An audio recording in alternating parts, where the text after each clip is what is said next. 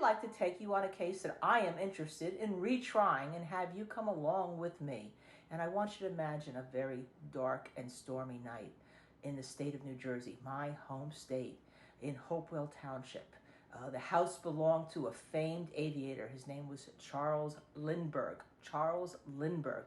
He was so well known. I mean, he was like, you could roll every sports figure rolled into one, every president, every hero, and the whole world thought this man who had taken a plane called the Spirit of St. Louis across the United States and landed on a solo flight in France in 1927, in 1927, they thought he was fabulous, okay? He could do no wrong. So when he married his wife, Anne Morrow, who was a socialite, and they had a baby named Charles Lindbergh Jr., I mean, they were the talk of everybody's town. There were this, I just bought it at an auction. I can wrap myself in it, okay? Things were sold. Poker chips, some of my favorites, all right? Again, the world revolved around him. So on this dark and stormy night on March 1st, 1932, his young 20-month-old son was taken from a house in Hopewell, New Jersey, a mansion they called it, a mansion that was secure, away from everybody, in the woods, far from New York City, far from any major town except Princeton, which wasn't the Princeton we think of today. And kidnappers, it was said by the New Jersey State Police, went up a ladder, took the child from his crib, and vanished with four, when they called them then, servants. They were house people that were helping the Lindberghs. The mom of the Lindbergh was in the house, Anne Morrow Lindbergh. Dad, Charles Lindbergh, had just come home. He was in his study. There was creaking shutters. There was a shutter that wouldn't close. And throughout all this, kidnappers got away with the child. The problem was the child could not be found. Everybody was involved. There were mobsters involved from right here in the Catskills, White Lake, New York. All right, mobsters were saying, we can find your baby. The police were involved. The New Jersey State Police, who had its new Colonel Schwarzkopf, who headed the New Jersey State Police, the father of a General Schwarzkopf in the United States military, who invaded, it was part of the Middle Eastern invasion under a president by the name of George Bush, not George W. Bush, but George Bush in the 1990s, okay? So every figure was important. There was Anne. There was the beautiful baby, okay? Charlie, as he was called at the house. There were dogs that were in the house. There was the mansion that was in the house. There was Charles. There was Schwarzkopf. But the baby couldn't be found. And then one day, 2 years later, okay? 2 years later, just several miles from the mansion, there was a man who went into the woods and he found a little child. A little child. It was terrible, right? It was just terrible. Let me show you that little child, okay? Dead. Did I mention that? His remains were outside a burlap sack, a feed sack that had been repurposed. And this was now, and let me give you the exact date so you have it. Remember, he was taken on March 1st, 1932, a Tuesday, and then he was found on May 12th, 1932. May 12th, 2 years later, basically. More than 2 years later. And everyone was looking worldwide, who killed this baby, all right? So, an immigrant who had come into the country without papers earlier, at the same time, just about the same time, Lindbergh Sr. was flying and becoming a hero. And his name was Bruno Richard Hauptmann. But that really wasn't what he was called here in the United States. He was called Dick Hauptmann. Dick. You know, like most of our families, look around you. Did you have families that come in from another country? Remember, their names were kind of changed when they came through the immigration areas, right? No matter where they came through, whether it was in New York City, whether it was in Boston. And so Dick changed his name from Bruno to Dick. He was a criminal over there in Germany, but he was also had been in the war. He had probably what would be CTE now.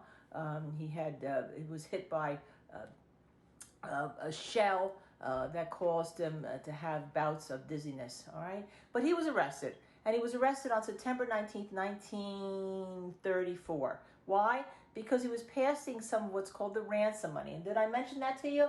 There is a ransom note when the baby was taken. And the baby was taken out of that beautiful house. And there was a ransom note, one of many.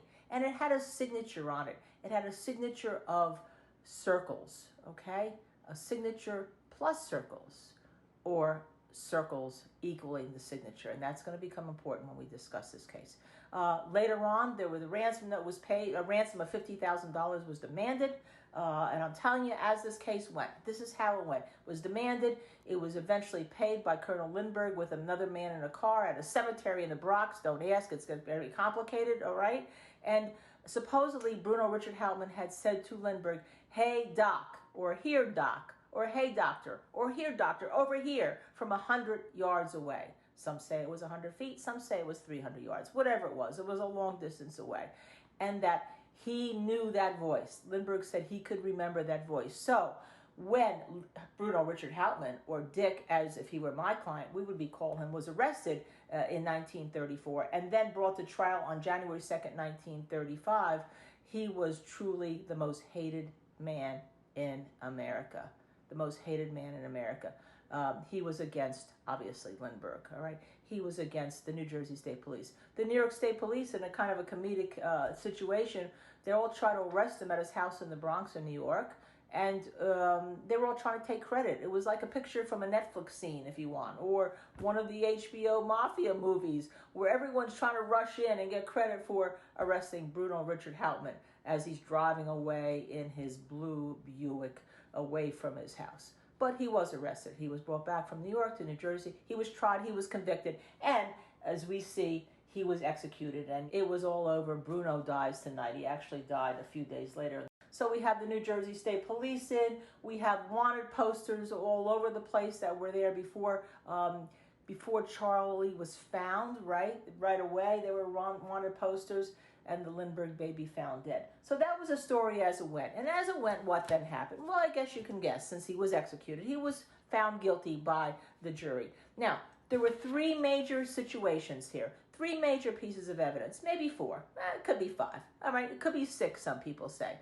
The here doctor. When Charles Lindbergh pointed to this immigrant who didn't speak English very well, but he did speak English, and said, "I recognize that man from his voice," because he said, "Here, doctor, hey, doc," whatever, okay? 100 feet away from me, 100 yards away from me, in the cemetery. I'm sitting in the car with the engine running and the windows kind of a little bit open, but not all the way open. All right, that was incredible testimony. There were cameras from all over the world, not just like here in CrimeCon. They're everywhere. Yes, all over the world, just like here in CrimeCon, as a matter of fact. All right, there were movie reels, which were very important. We even had some of the voice of Hauptmann because it was the movie reels snuck in behind a little hole in the courtroom, right? And took some of his testimony. So we know what he kind of sound like. And we know what the prosecutor from New Jersey, David Willen, sound like. There was also handwriting, they said. The ransom note, right? They took the ransom note. They took different things from Bruno, and they said samples and exemplars, and they said, look at these letters. They match, right? These letters match, all right? And so that was pretty powerful in the courtroom. And then there was a footprint.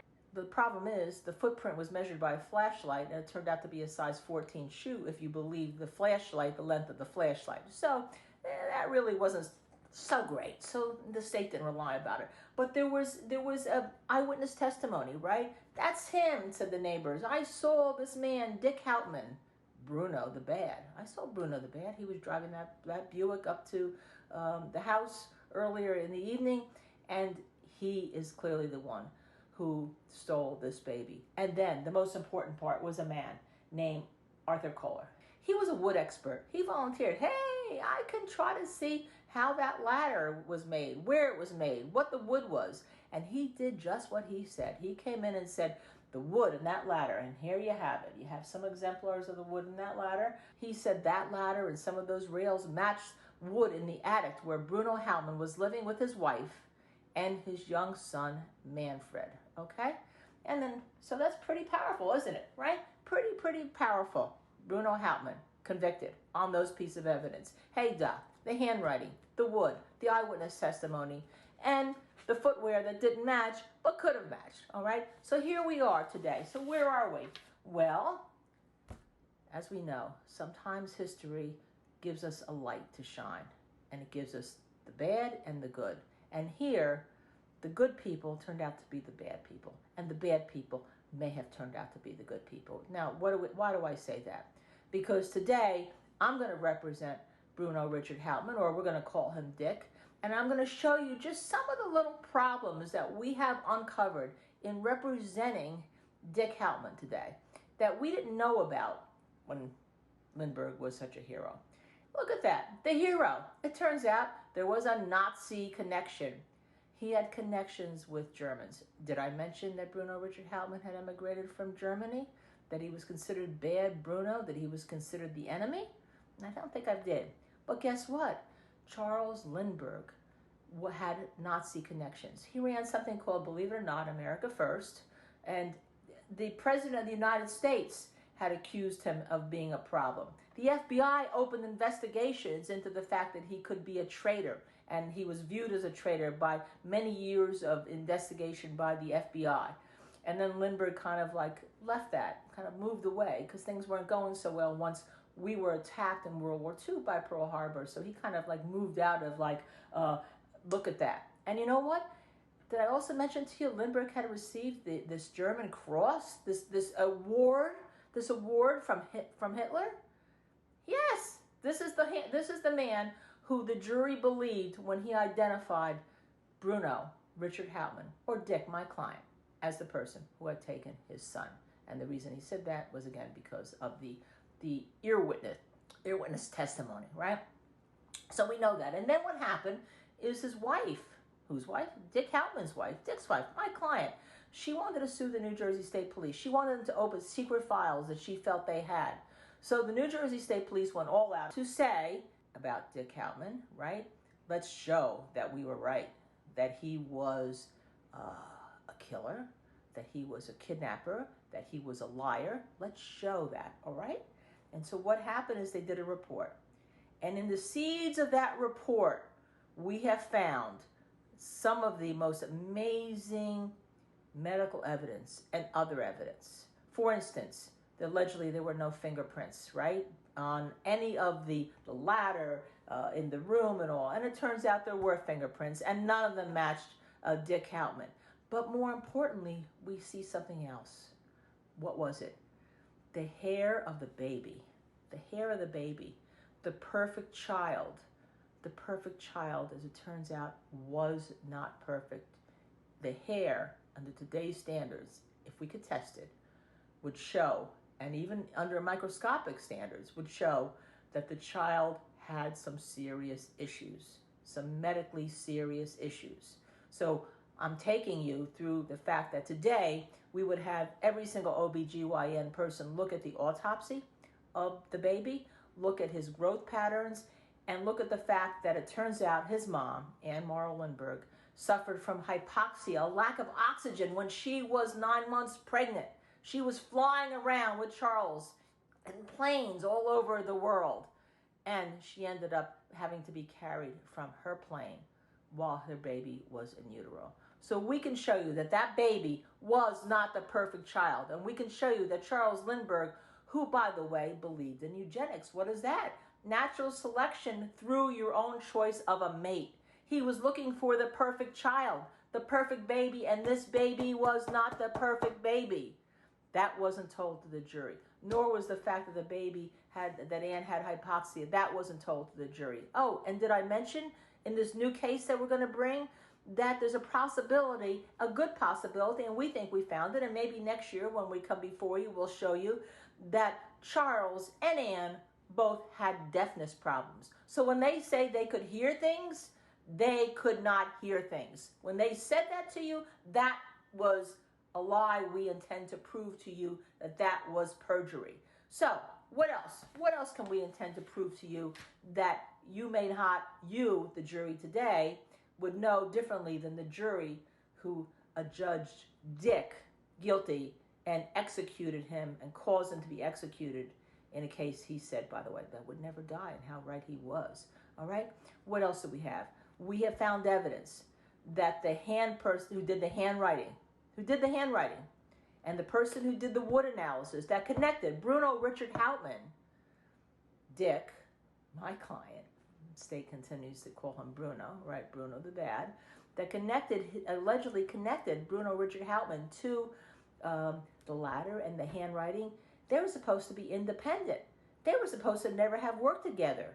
And if they were, should have been told to that jury.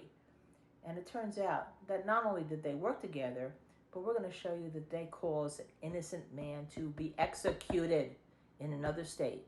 Something that has never, ever been disclosed until now. Okay?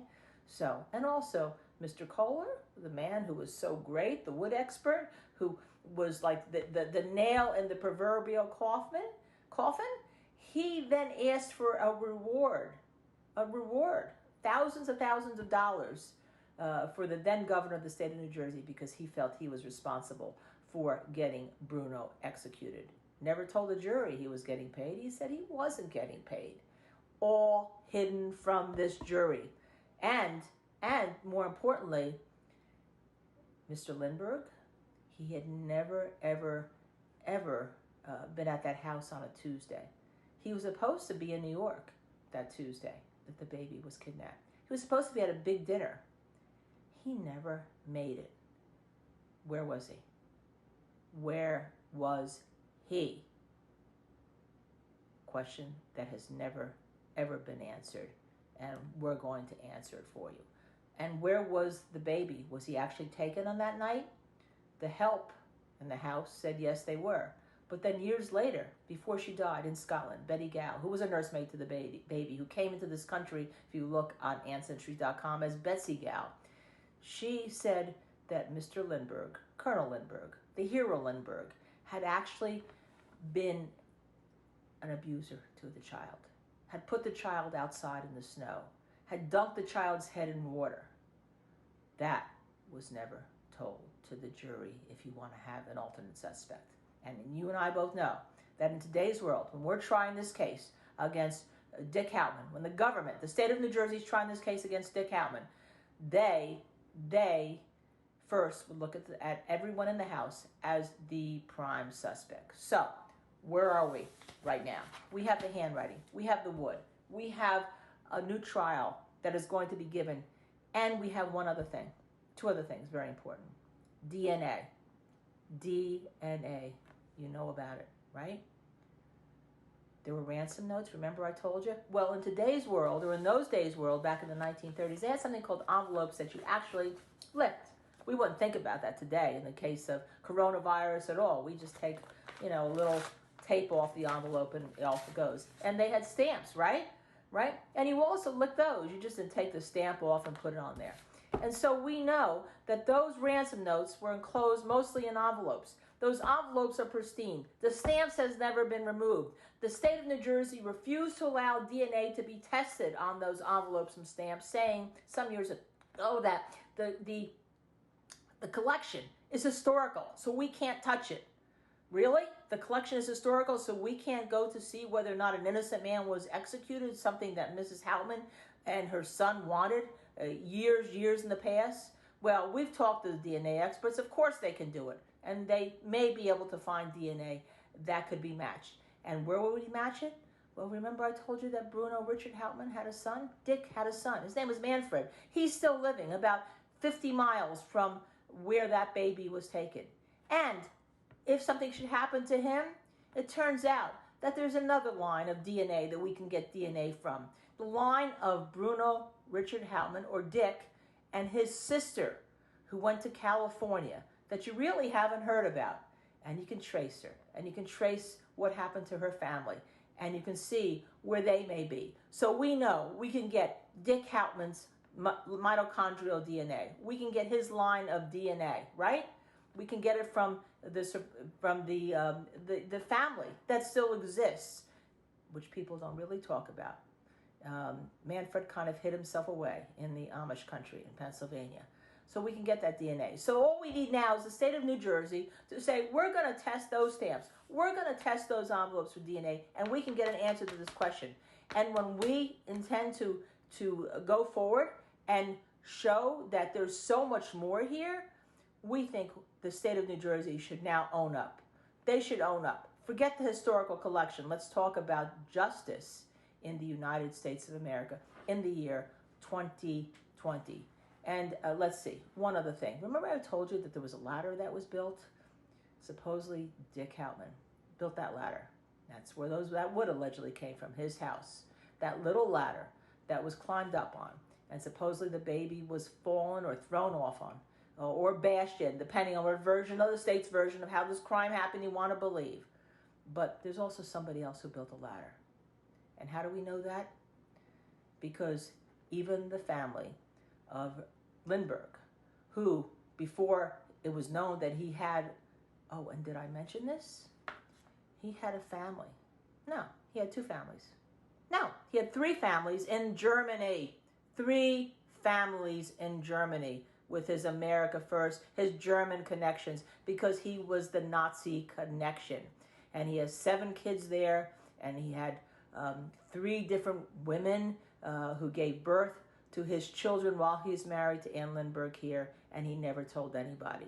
And he didn't tell anybody. And what happened was, in the 1990s, a book came out. It said, look at this hero, Lindbergh. It won the Pulitzer Prize. And then the truth came out in the 2000s that he was no longer a hero.